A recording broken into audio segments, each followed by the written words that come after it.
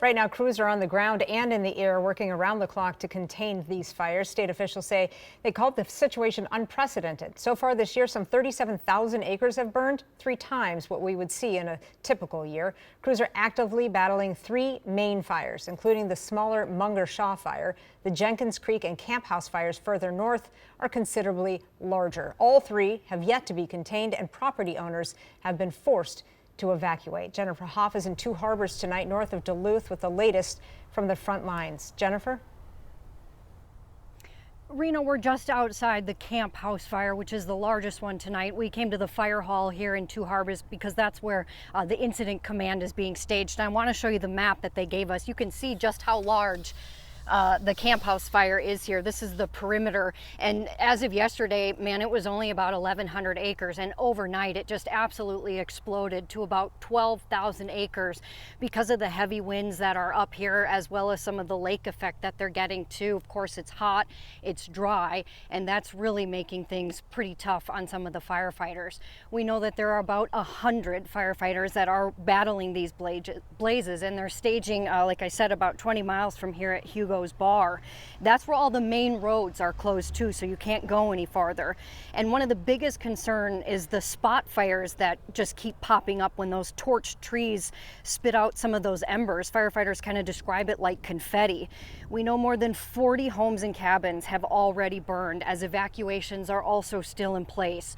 But what really stands out when we cover disasters like this, right, is we always see the helpers who are helping people who have lost their homes or simply bringing in water to help the people on scene. I wanted to cry. Seeing the plume of smoke and everything, it goes into reality compared to seeing it on, Facebook or news. And officials have just called some of these conditions unprecedented. There's a lot of heavy fuel out there too from these downed trees that are also dead out here. You might remember we covered the Greenwood fire up here several years ago, and they are making some comparisons to that just because it was just as dry about that time of year too. Now, a big step in some of this is starting tomorrow. Those 2 largest fires will combine into a complex, and they'll bring in a national team that almost is like a small town setting up shop, right? It will really help them with logistics. It will help with finances. It will even bring in food. So that should be a big help here. As you heard Belinda mention, it may be Thursday before they get some help from Mother Nature. Yep, back all to the you. help we can get. All right, thank you, Jennifer.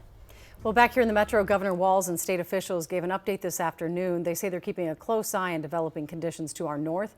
Here's some of what they had to say. This is going to be an ongoing battle, probably throughout most of the summer. Please heed the warnings that are out there. Let the firefighters do the work that they've been called to do. And bear in mind, a lot of our local first responders, these are volunteers that are serving their community. Of course, we are also closely watching the changing conditions, and we'll bring you the latest developments on air and online. Jennifer Hoff will join us again at 6 with another update.